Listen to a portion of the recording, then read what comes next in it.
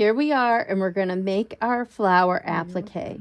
So the first thing we're going to do is we're going to tell the machine what size hoop we're using. So today she's got the 100 by 150. So that's going to give the machine the idea of the scale of the applique. So I'm just going to hit OK there. Now I have my hoop selected. I'm going to select Create Applique. And I have basic shapes here. Here's my basic shapes.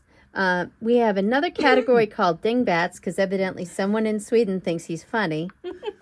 So those are alternate appliques, but we're going to stick with the basic shape here. I also have letters as a side note.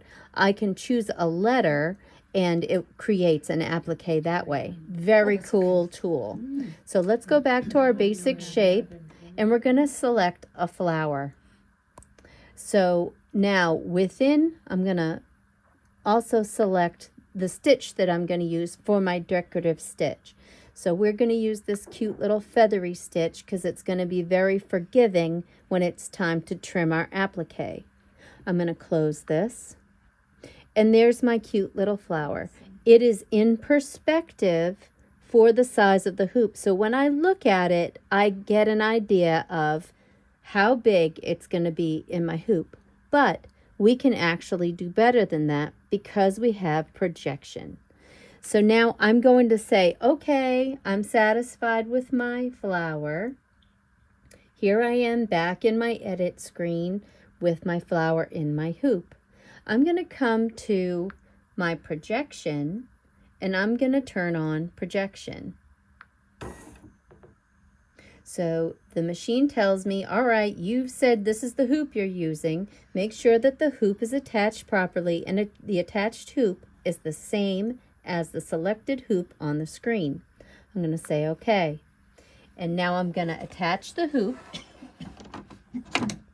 just like that and turn the projection on.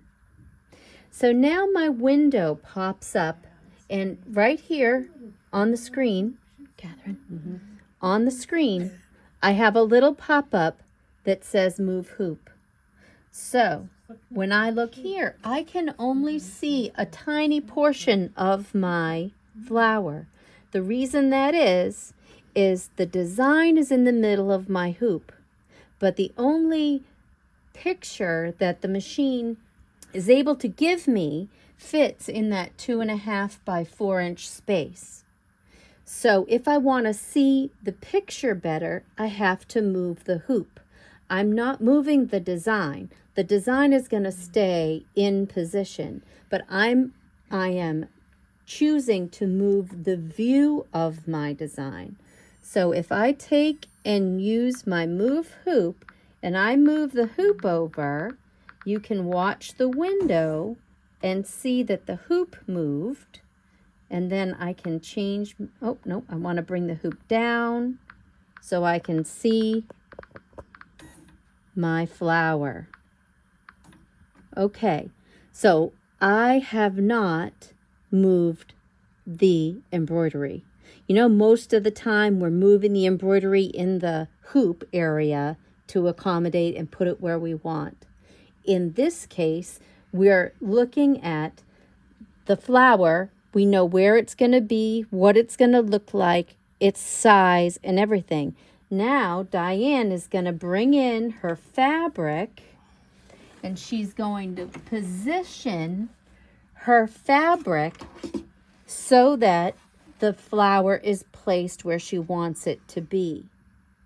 So that's all we've done here. So now instead of using design positioning, which I love, sometimes it's the perfect thing, but sometimes this is easier. So instead of using design positioning where I'm moving the design to align it where I want it to be on the fabric, in this case, I'm moving the fabric on the hoop in order to line up my design where I want it to be.